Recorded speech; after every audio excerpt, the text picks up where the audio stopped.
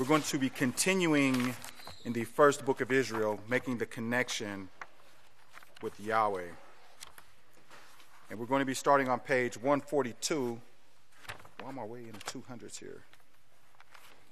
Page 142 at the bottom of the page. And again, this is chapter 18, and this is the finishing work of the seventh messenger. I want to read the title. It's the finishing work of the seventh messenger, number 3. The seventh finishing work of Yahweh takes in the whole tribulation. And again, the sermon was given 10/14/03. And last week when we finished, towards the end of the class, we were talking about one of the main points that Pastor I made is that the Christian world doesn't study their Bibles, or as they would know certain things concerning the time period that we're in, and certain things that the scriptures reference, like the 7-lamp lampstand. And so we were covering that and what it represents, the 7-lamp lampstand representing the 7 errors of the house of Yahweh, the 7 congregations of the house of Yahweh. And then we read in Zechariah about the 2 olive trees, the 2 branches that poured out the golden oil into that lampstand, or teaching the word of Yahweh to the people, to the house of Yahweh. And that's pretty much where we got to last week. So I'm going to start here at the bottom of page 142, and we're going to continue on here. In verse 19 it says, write these things which you have seen, which you have already seen come to pass. These things that have already come to pass, write them down, because you have to know what has to come to pass in order to distinguish between what was going on then in his day from the future prophecies that we are in right now. That is exactly what he is saying to him here. Write the things which you have seen already, then the things which are. That is present in his time, and then present right now with you. He was seeing many things and testifying and fighting against those things. If you remember the scripture that says he was against the popes, or Antipas, and that's one of your vocabulary words, okay, Antipas, which means against the popes. Okay, Antipas, against the popes. He was fighting against them. They had him in prison, but that did not stop his work. I don't know whether that means he was in prison or just in prison to a certain extent where he was not allowed to mingle or go out among the people anymore. That is called house arrest, as they tried to put me under at one time. They didn't do it. I told them, now listen to the boldness of Pastor here. Okay, listen to the boldness here. And you have to understand his knowledge of scriptures and what gave him the confidence to say this.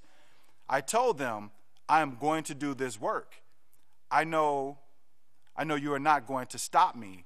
So you do what you have to do. I'll do what I have to do, and we'll see how it turns out in the end. Okay, so how's it going to turn out in the end? They're going to stop this work? Absolutely not. Absolutely not. And we all know that, right? We're not guessing. There's no guessing in it. There's no guesswork. Yahweh tells us that they're not going to stop this work, right?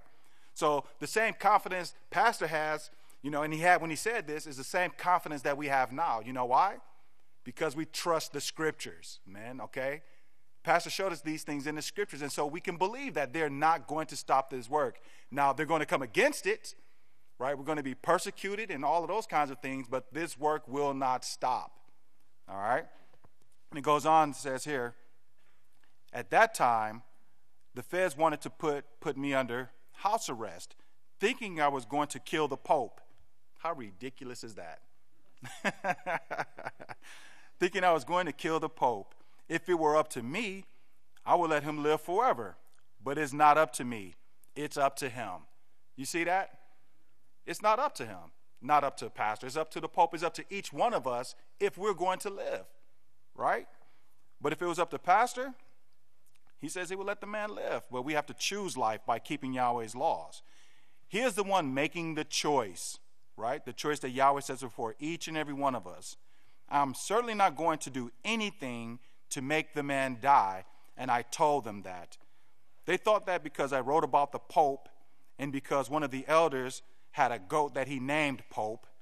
So you see that there? The goat was named Pope. But you see, jumping to conclusions, what that can do to people, right? They want to put this man on house arrest because somebody wanted to kill a goat named Pope. Now, this shows how much they're watching you. This man at that time was just a snotty-nosed kid who stumbled into my house one day and I raised him. He turned out to be a decent elder. Anyway, he had this kid, this baby goat that he named Pope. And one day, it was getting near the feast, and he talked about butchering Pope. They knew this. Con, you remember this, don't you? It says here, they knew this. They knew that this was said. This was said in his backyard. Now, how did they get this information? This proves they were watching us, and I guess they were somewhat scared of us, but we would not kill a human being. I don't want anyone to even kill a human being, to ever kill a human being. Even when times get tough or rough, I have stated to our guards, I do not want anyone hurt.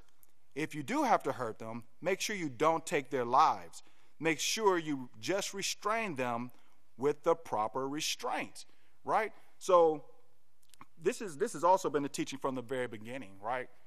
Okay, don't cause any harm to anyone. Ahab your enemies as yourself, right?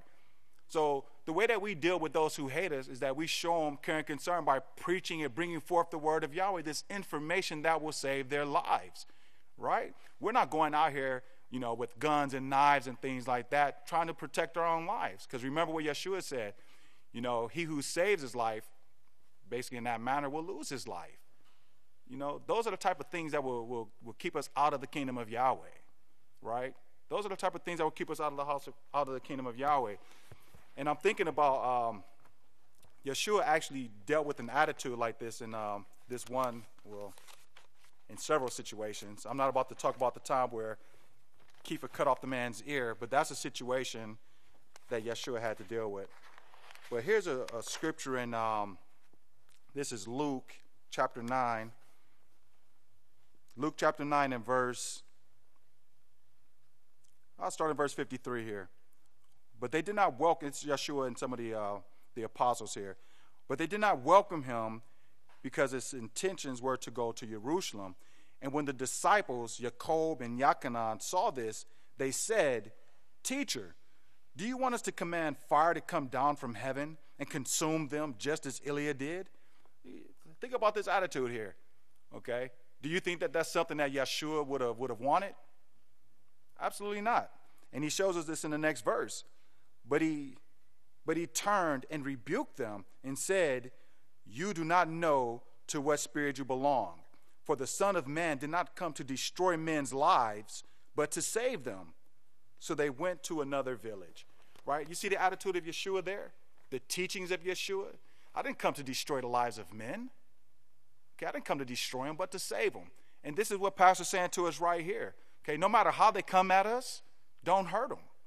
Okay, we're not here to hurt people, but to save people, right? So listen to what else takes place. Well, that might be later on. But anyway here, it says, let's see.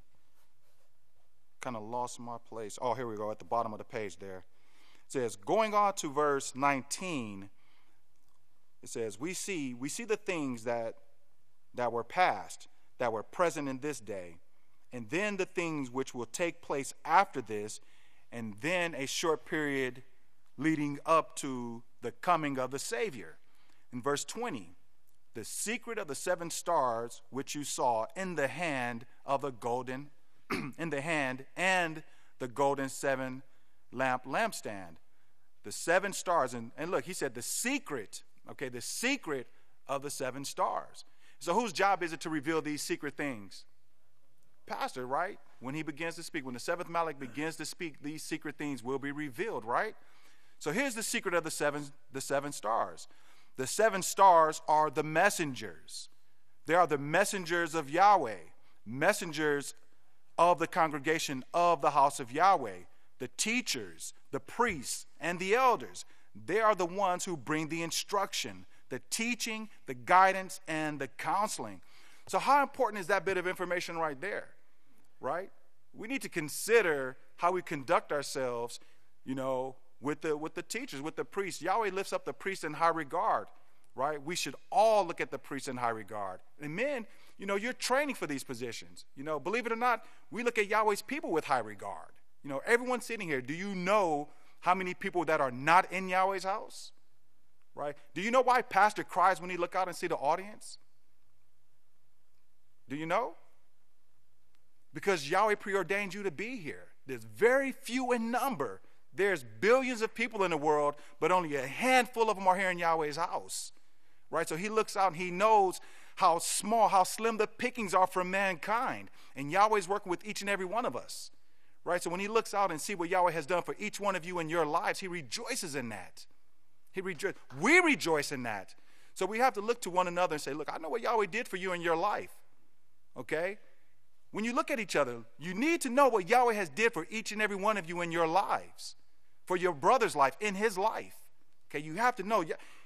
It's an amazing thing to pull somebody out of this world. Right? You know what you were doing out there. It's none of our business. But you know what you were doing out there. And to be in Yahweh's house in these last days is amazing. It's amazing. And he said that this instruction, these 7 stars, are the teachers, right? The teachers, those who are representing Yahweh. And remember what the deacon read yesterday in Malachi 2:7. Who remembers what that scripture says? Malachi 2:7. The priest's lips must keep knowledge. Okay, that's a command from Yahweh. Right? The priest's lips must keep knowledge. Now, does that exempt any man in the house of Yahweh? No, you're training to be priest. Guess what? Practice. Your lips must keep knowledge. Okay? And remember what pastor says? I'm going to remind you again, when he ordains a man into the office of priest, this man was doing the work of a priest long before he was a priest. Okay? Were you out there lying and then became a priest? You're in unity with the teachings, right? You're in unity with the teaching. So those are the 7 stars, right? The teachers, the elders, the priests. Then he says here, and the 7 lampstands are the 7 congregations. Okay? So let me back up just a little bit. The 7 stars is a vocabulary word. Okay? It's a vocabulary phrase. The 7 stars. And the definition is the messengers of Yahweh. Okay? The messengers of Yahweh. Now, your next vocabulary phrase is the seven lampstands. Okay? The 7 lampstands. And the meaning is the 7 congregations. Okay, so the 7 stars are the messengers of Yahweh, and the 7 lampstands are the 7 congregations. It says these messengers are teachers. Are teaching. These messengers are teaching, guiding, and bringing to perfection. Now that should be clear enough. That part right there should be absolutely clear. Right? So remember that the situation in the book of Acts, and I think 2 of the apostles were arrested. And who was it? Gamaliel, who said, be careful how you deal with these men. He said, if you come against them, you might be found guilty of fighting against the work of Yahweh. Remember that? Okay. So think about it when we're in Yahweh's house and we're dealing with the 7 stars, when we're dealing with, with the teachers, when we're dealing, of course, I said the 7 stars, that's talking about anyway, when we're dealing with the priests and the teachings, when we resist those teachings, remember, this is the work of Yahweh, and when we resist these things, it's like we're fighting against Yahweh. We're wrestling with Yahweh, right? So we have to make sure that we're not fighting these teachings, because Yahweh tells us to come to his house. What does he tell you to keep the feast at? Whose house? Does the scriptures actually say Yahweh's name, the place where Yahweh choose, right? Whose name is there? Does it say go to Koheleth's house and there you shall keep the feast 3 times a year? No, so it says go to the house of Yahweh, right? Which should tell us something. When we come to Yahweh's house, we're coming to learn, to be changed, to be made like Yahweh, okay? We're not going to anyone else's house to hear what they have to say and be convinced that they know more than Yahweh's house. We come to Yahweh's house so that we can be a part of this administration. And again, why am I saying that? Because this is the 7th and finishing work of Yahweh. bringing the family to perfection, completing the plan of Yahweh so that we can go out representing Yahweh, saving lives. That's what this work is all about. That's what the plan of Yahweh is all about. So I'm not trying to jump around or anything like that, but that's the point of this sermon right here. Remember, Pastor said to get you to understand, the plan of Yahweh, the time period that we're in, right? The time period that we're in. We're in the last days, in the great tribulation. It's not a lot of time left. Not a lot of time left. Continuing on here, it says, Revelations 2:1. And to the Malik of the congregation of the house of Yahweh of Ephesus, write these things, says he that holds the 7 stars in his hand. This is Yeshua. In his right hand also indicates ownership. Okay, so right hand was one of your vocabulary phrases from last week, and this is another part of the definition to add to that. Okay, it also indicates ownership. It says the right hand, not the left hand. The ownership is from the right hand, like your wife stands at your right side. You own her. The children stand at her right side. You own your children until you give your until you give your children away. And here's Pastor. You could tell how, he loves the word of Yahweh and he hates sin, because this is when he starts using other words here. He says, now, any bastard who moves in and takes them without your giving them to that person is a thief, a robber, a kidnapper, and a few other things, because the laws are broken. Because, see, he really understands how dangerous. He sees the detriment in the breaking of Yahweh's laws, how these things lead to death. And so he wants to make sure we understand that. It says here, you have to get these laws in your mind, because they are the forever laws of the kingdom. A breaker of them will not be in the kingdom. Who walks in the midst of the golden 7-lamp lampstand? Yahshua himself. I know your works and your labor. He said this to every congregation. This was said to every one of the time periods. Okay? Every one of the time periods. The 7th work is the only one that Yahweh is going to protect. Why? Because of the fact that there is a work to do. When a work was finished, like the first work, he let it die. There was no need for it.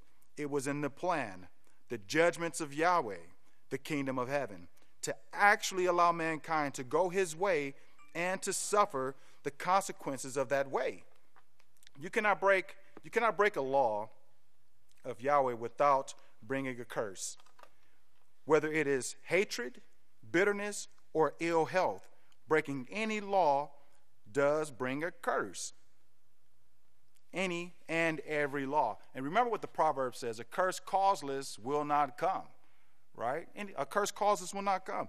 And so no matter what law we break, look at some of the things he said here. He says, whether it is hatred, bitterness, or health, right? Hatred, bitterness, or health. So hatred and bitterness, these things are fueled by what?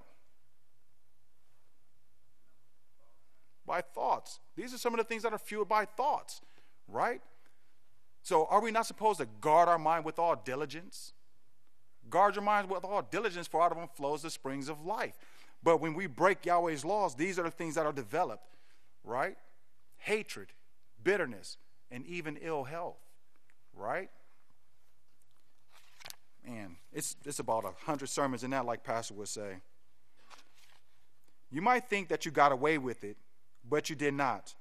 It will curse you from now on unless it is wiped out of your life through confession, repentance, these pages, and conversion.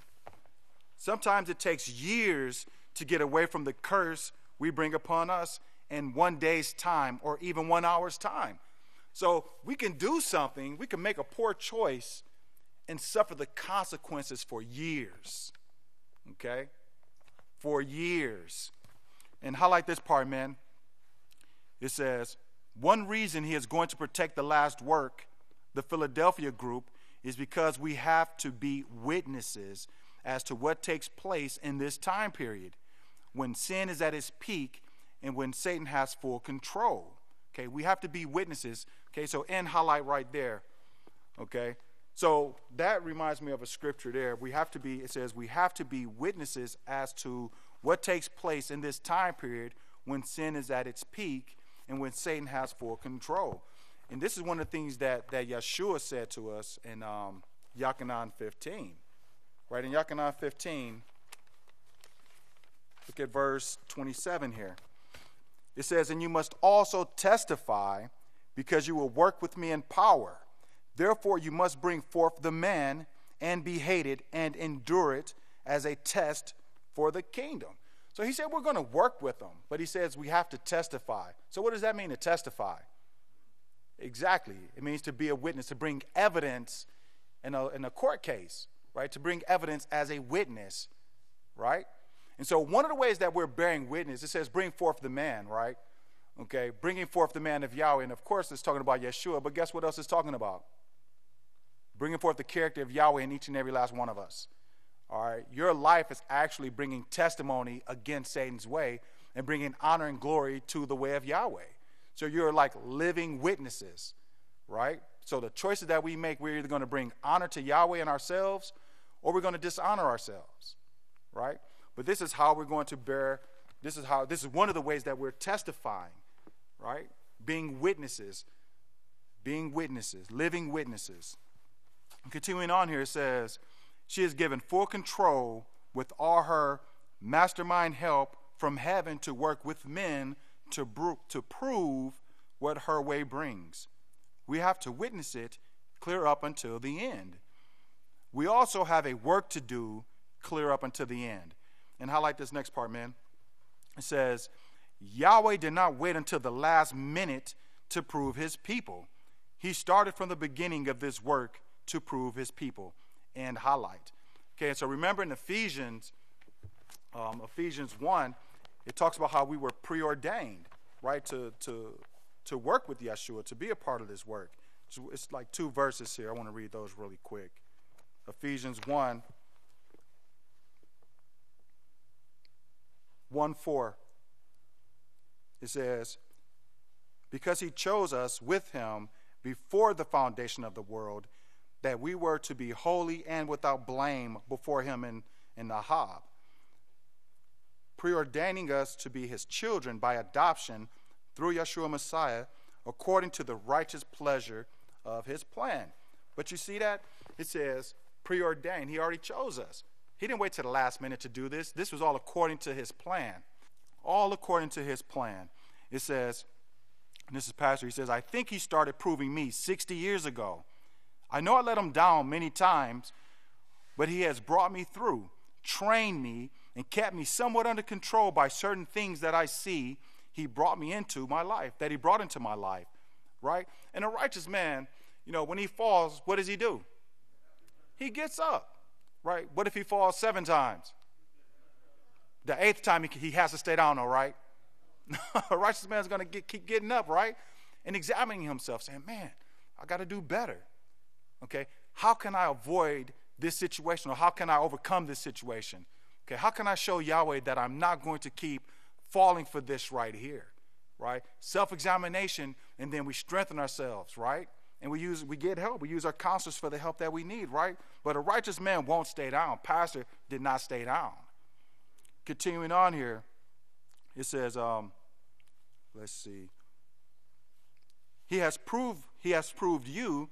And he says, because of what I see right here, which meant he had to prove you to get you to this point.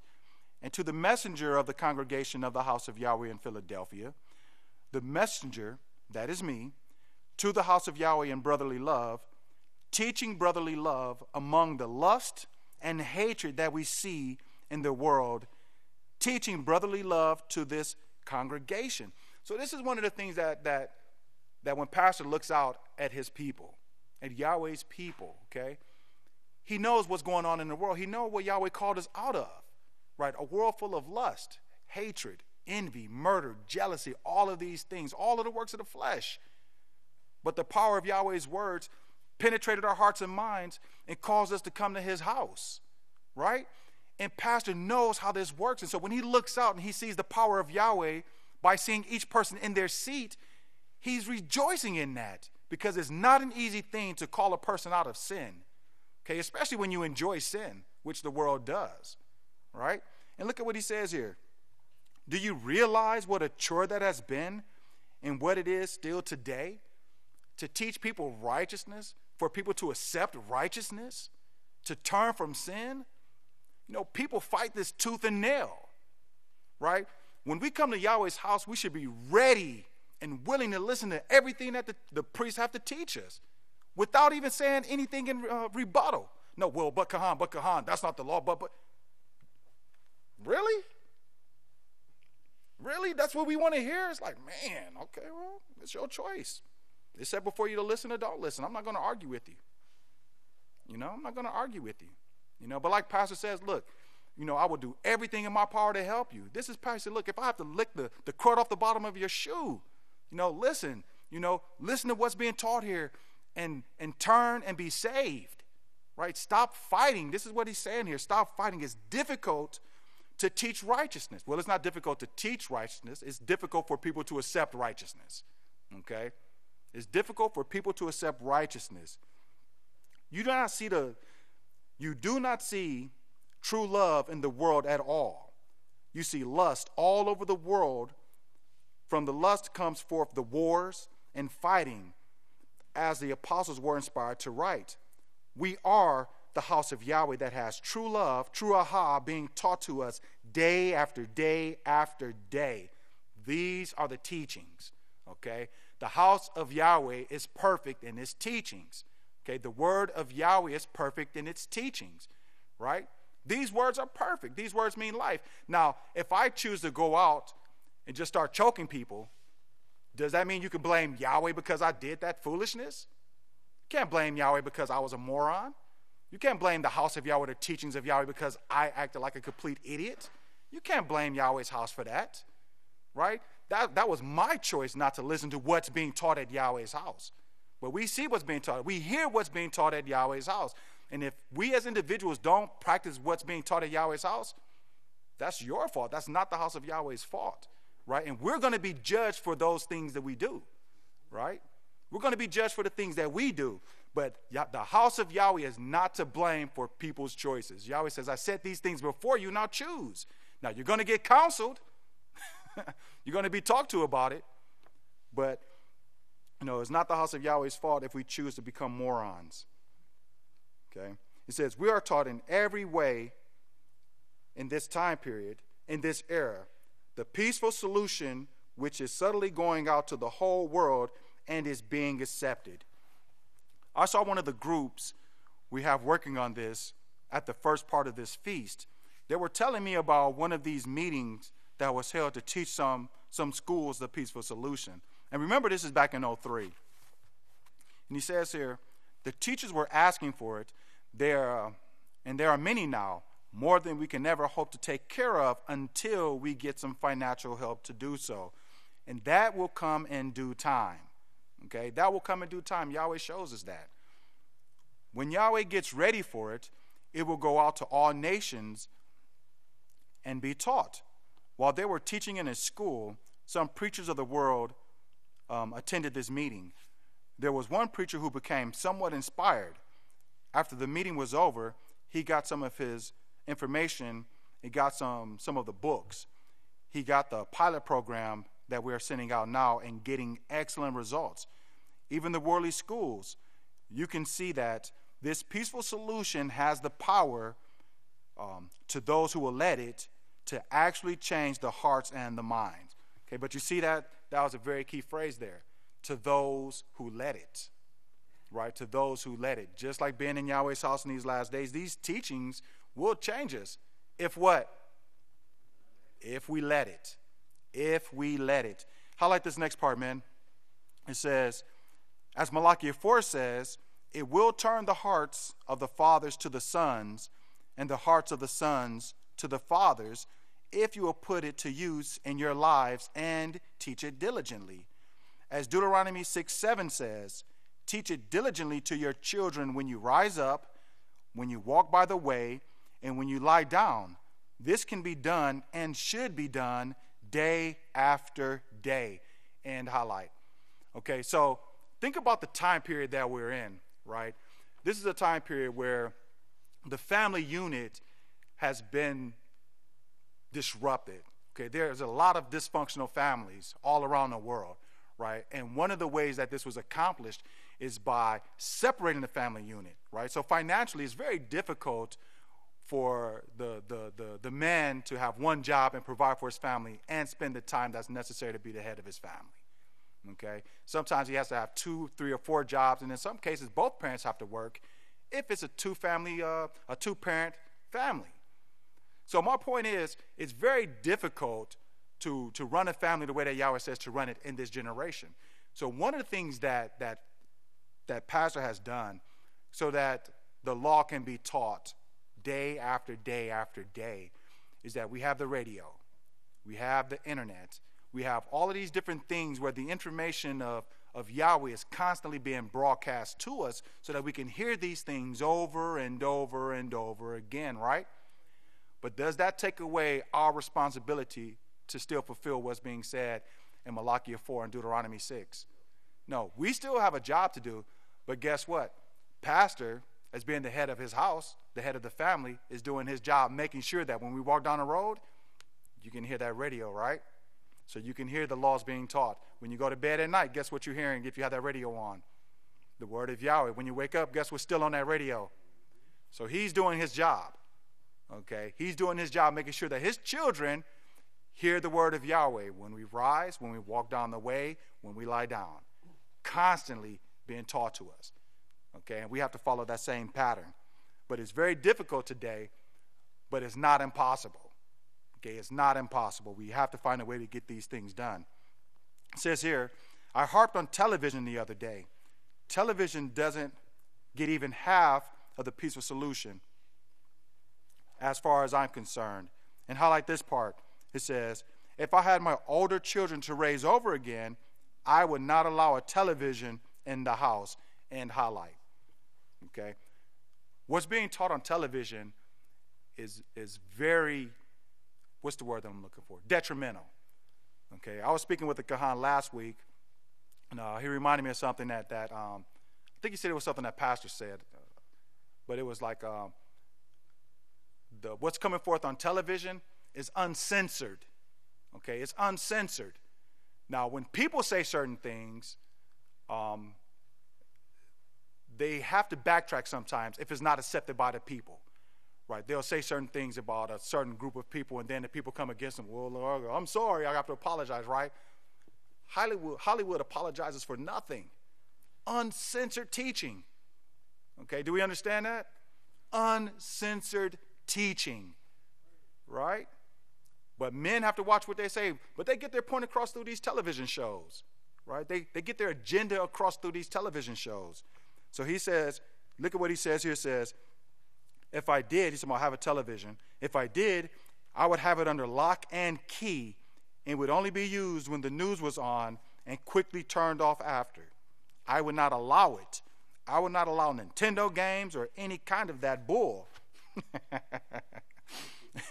He said, I wanted to say a word there, but we have mixed company, so I can't. All right. So you can see how Pastor really wanted to express his displeasure towards television and these things here. And if you actually listen to the sermon, you can see it was like, and this bull, because he wanted to say it, but it was like he was restraining himself from actually allowing that word to come out. But he wanted to say the word, man, I'm telling you. Then he says here, let me go back up. Or this bull, it says, I wanted to say a word there, but I have mixed company. We have mixed company, so I can't. But that's what it is. It fills your mind with it. We used to kick it around. The pastor grew up different than me. Okay, I'm not putting my foot in none of this stuff, all right? But he'll tell you, he's from the country. That's what they do. Remember he said they used to skin skunks. I still run from skunks, all right? We grew up totally different here. A lot of us did. But I love hearing these stories here. He says, my eyes are all watered up here. I can't even see right now. Let's see. We used to kick it around in the cow lots, and that's cleaner than what you get on television. I guarantee you, much cleaner. I would not allow it. I would fight my children, I believe, tooth and toenail. Right? Because what is he fighting for? He's fighting to save their lives here, men. Right? He's fighting for their lives because a young mind, doesn't really understand, what they're taking in. Doesn't really understand what they're taking in. It's like one of the deacons yesterday was speaking. It's like you see something that the world presents you in a certain way and you think that you're, something's being taken from you, right? It's not until you become older and wiser in the way of Yahweh that you realize you're not missing out on anything that the world has to offer. It should have never been presented to us. Never been presented to us. But it has been presented to us. And now we have to come out of it. And again, when Pastor looks out at us, he sees, wow, look, Yahweh, your laws have pulled these people out of this foolishness, out of this uncensored Hollywood, out of this lust and these wars and these fightings, all of these things. You've done that, Yahweh. When he stands up and he's like, Yahweh, they're yours. These are your people, right? He's not up here faking. He's rejoicing at what Yahweh did, what Yahweh said he would do, right? He's rejoicing in that, and we rejoice with him. But it's better when we understand why he's rejoicing. When he cries, we should be crying if we understand, right? I remember when, I used to watch him at Yeshua's memorial, and he still breaks down when he thinks about it. And, in my early years in the house, I'm like, man, he understands something that I don't understand because I wasn't like choked up like him, right? And I remember the first time that my eyes got watered, okay? And it's because when he was doing Yeshua's memorial, I actually imagined it was Pastor that was going through those things that Yeshua went through. So it became real to me because I was able to put a face, a person to that situation that Yeshua was going through, the beatings, the yanking out of the beard, the thorn, the embarrassment, the ridicule. I saw Pastor going through that. And after that, when I listened to him talk about Yeshua's memorial, it made me feel like I knew Yeshua a lot better because I was able to make that situation a real situation. Right? Not just listening to, the scriptures, but actually knowing that it took place and the man went through that. I actually was able to see a man go through that and come out on top. Praise Yahweh. And so when we see Pastor rejoicing, when we see him crying, it's like, I want to make it my business to find out, okay, what is it that he knows concerning that situation that I need to understand better?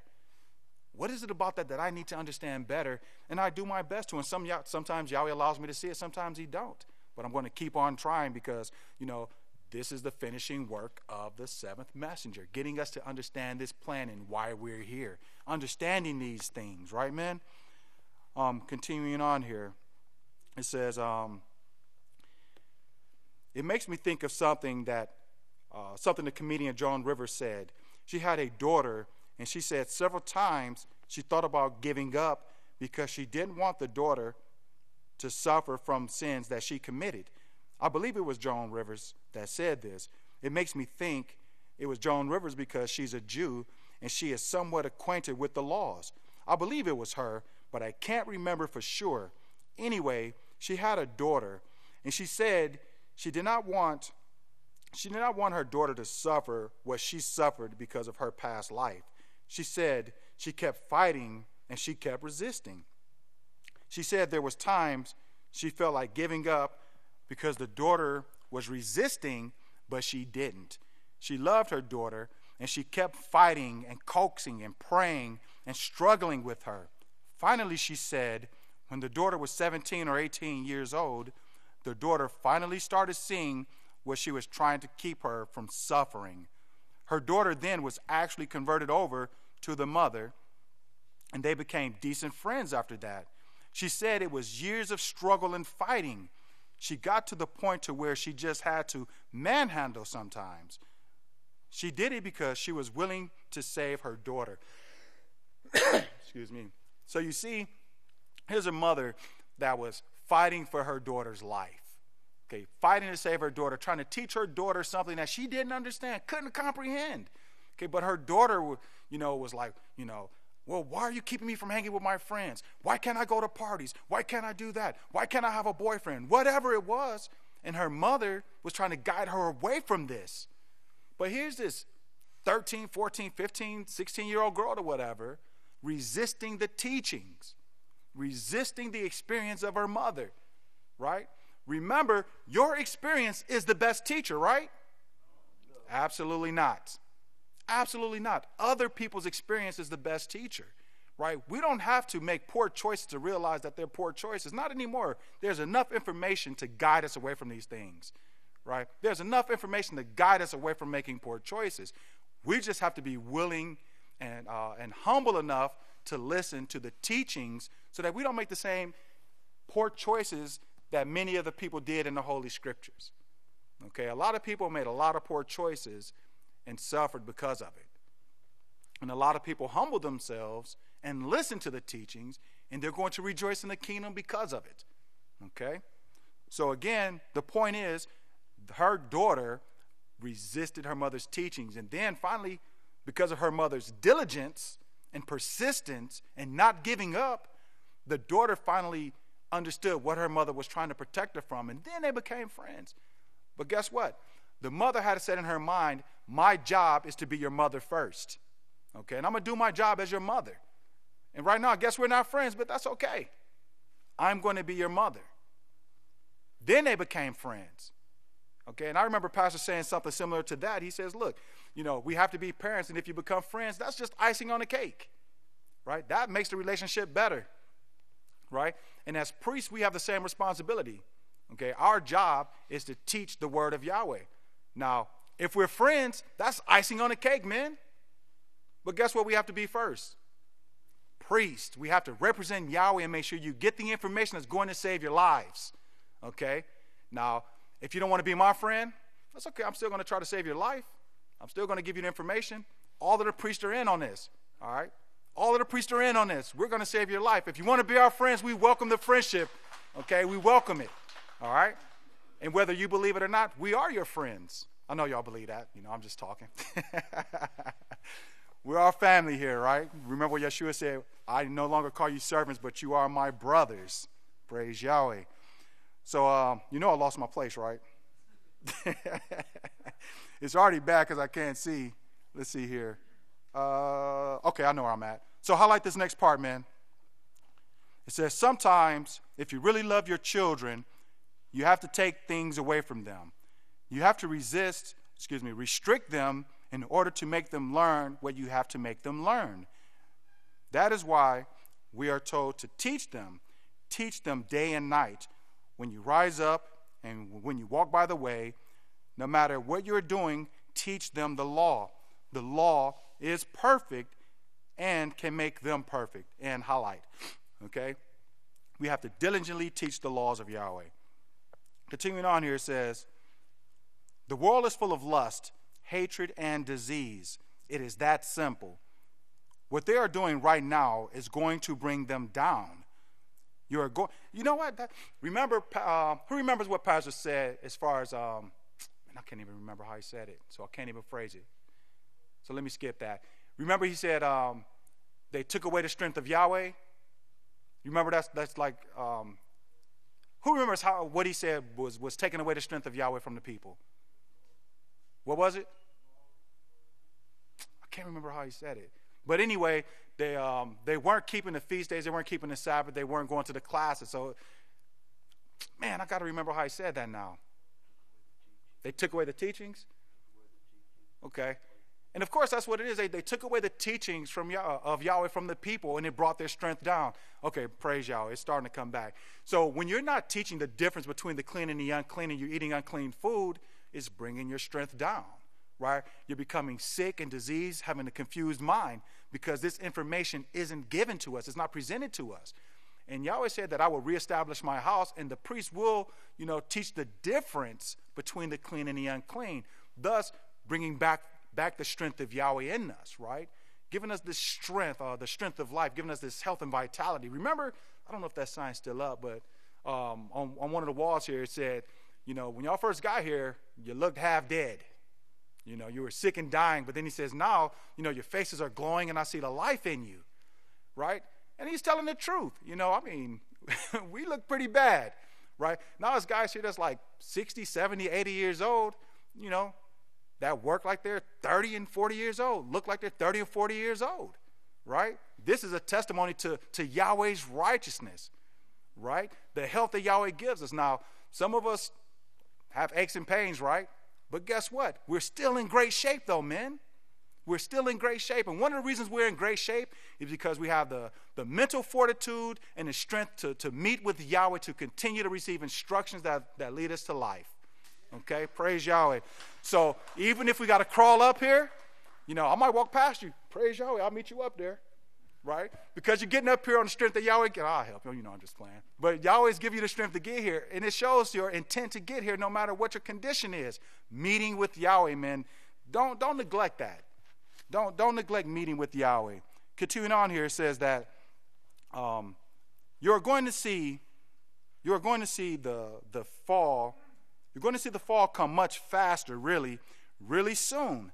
In fact, they're hiding it now. They know it is falling, and they are hiding it. I think sometimes they don't care. I think sometimes the leaders think they will be saved out of it. They won't. It's coming upon them too, as Isaiah 24 shows. It says no one is exempt. Remember Isaiah 24, verses 1 through 6? No one exempts. No one is exempt. It is coming, except those in the house of Yahweh, that is, who are training in Yahweh's way. But Isaiah 24 lays it out. It's coming upon them. It will be upon the preachers, the leaders, the priests, everybody. He says to the messenger of the congregation of the house of Yahweh in Philadelphia, write these things. He who is holy, he who is true, he who has the key of David, and start your highlight here, man. He who opens and no man shuts, and shuts and no man opens. He is saying to you here, you don't have to worry about them bringing you down. In fact, he says they are going to come against you, but they will not succeed. He tells us that in highlight. Remember back, let's see, where's it at? Back one page. You're on page 143, right under where we read Antipas, that next paragraph. It says here, they called that house arrest, and they tried to put me under it at one time. They didn't do it. I told them I am going to do this work.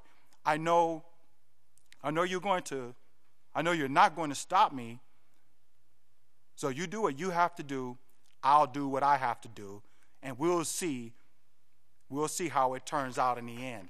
Right? You see what he said right here? Here's his confidence. Here's where his confidence comes from.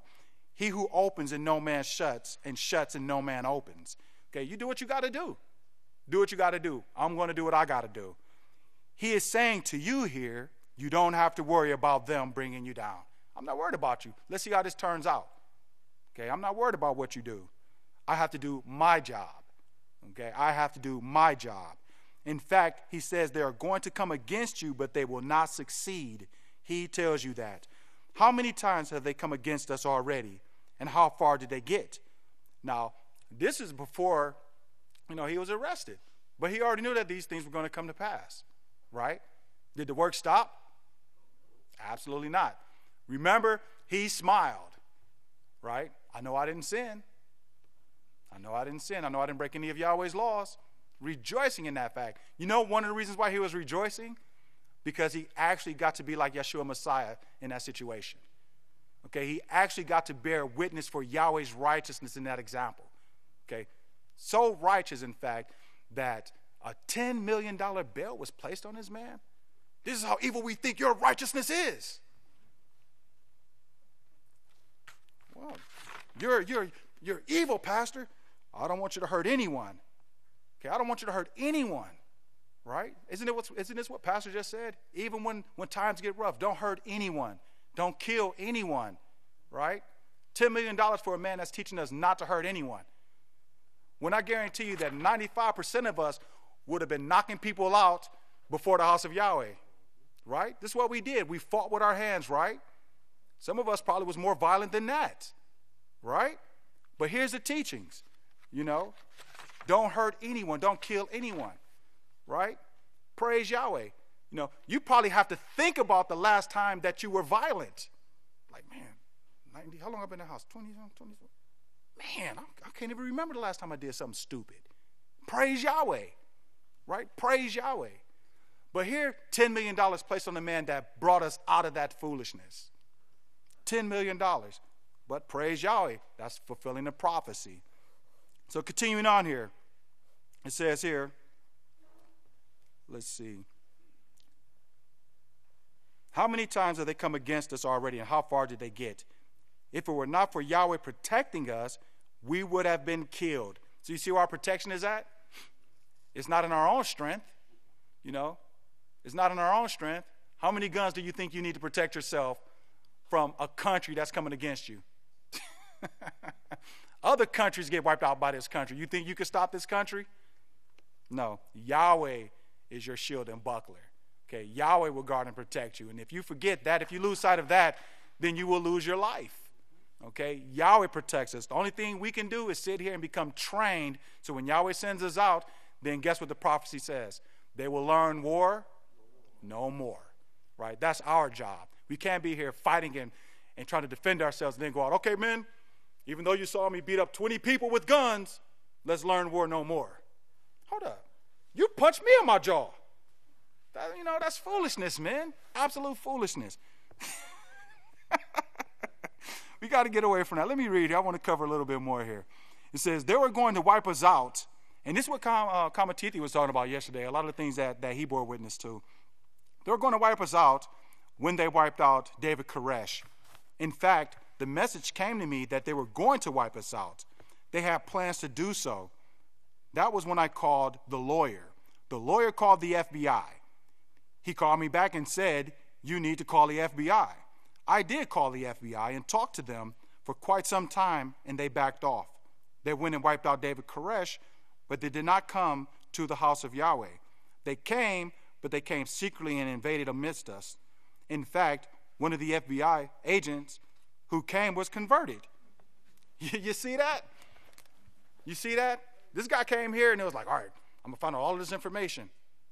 Great day, that was more information than I thought I was going to get. Praise Yahweh. You know what I'm saying? He was like, man, I'm part of the wrong government. I need to be a part of Yahweh's government. Right? And this is what the man realized. But let's see how Satan, this is how Satan works. It says here, they sent him to some other country. I don't know where. They took him out of here and sent him somewhere. Right? They sent him somewhere else. Hopefully, he'll make his way back. Okay, hopefully he'll make his way back. But this is how Yahweh works. You know, you come in one direction and then you flee in 7. Right? You're not going to stop this work. You're not going to stop this work, okay? Because it's not of men. This work is not of men. This is Yahweh's work. Okay? He just has men doing it. Okay? So Yahweh says, I know your works. That is, I know everything that you are doing. He said to him, excuse me, he says to him who overcomes, only to him who overcomes. And it's not highlight this part, man. It is not a blanket thing as though just being in the house of Yahweh means you are saved by any means. What is going to take place is him who overcomes will sit with Yeshua and with his Father in the kingdom. And highlight. So what is he saying here? It doesn't matter if you're just in the house of Yahweh. Yahweh says, I know your works. Remember, that's what we read last week. I know your works. I know what you're doing, your labor in the house of Yahweh, and I know what you're doing to overcome sin or what you're not doing to overcome sin. I know your works. Okay, so only those who overcome has a place in the kingdom. Yahweh is not going to bypass his plan for salvation. Okay, he established his house. He established the priests, the 7 stars. Remember, the secret of the 7 stars, the teachers that brings forth the guiding, the counseling, the instructing to guide us into the kingdom of Yahweh. He's not going to bypass his plan because I think that I'm special and he's given me something that no one else in Yahweh's house has. And so I'm waiting for the day for him to lift me up above his plan. That's deception. Okay, that's deception. Join to his house and be a part of the teachings. Learn what to teach, and then go off and tell your brothers what Yahweh secretly showed you on your own. Oh, man. Come on now, right? That's strong talk, young man. That's foolishness.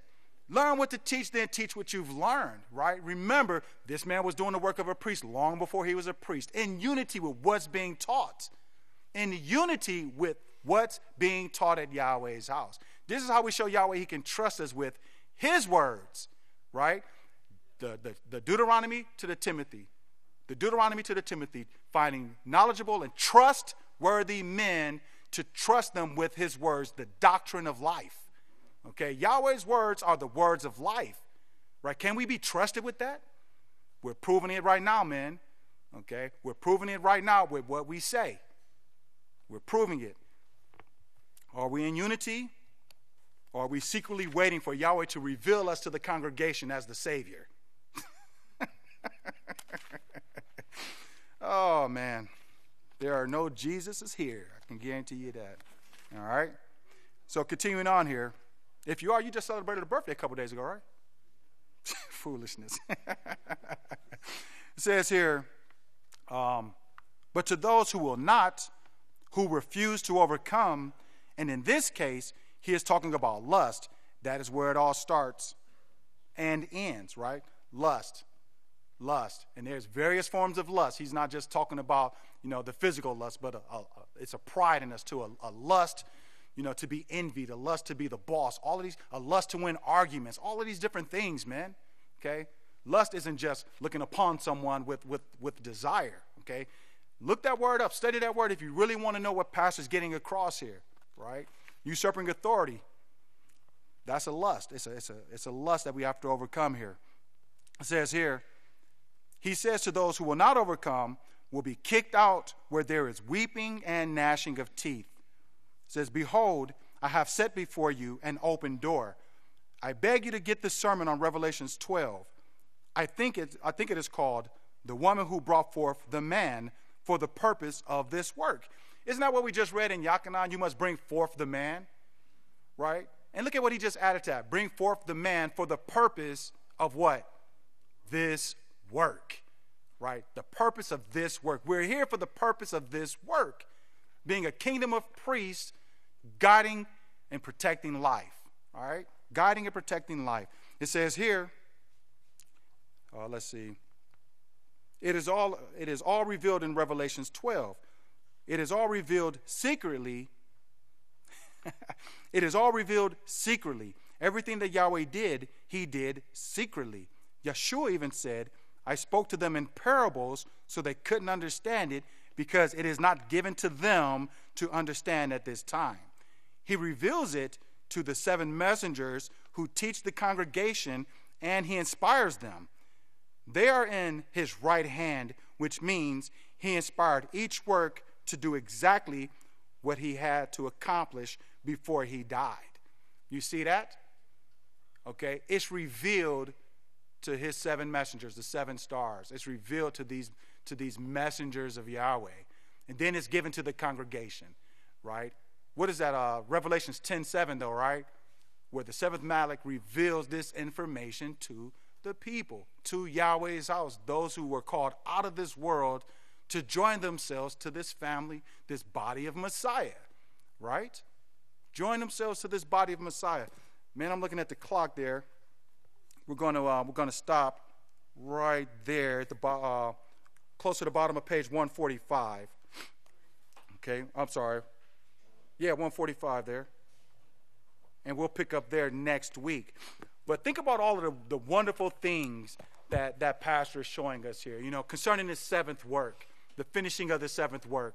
It's an amazing opportunity that we have to enter into the priestly family under pastor's headship. Now, consider this. This is the last part of the tribulation. This is the great tribulation with 3.5 years, right? A time period cut short. We have to pay attention to the prophecies, to the teachings, and we have to pay attention to ourselves and get ourselves ready to hear the words, enter into your ruler's house, faithful servants, sons of Yahweh. Men, praise Yahweh. Yahweh bless your understanding.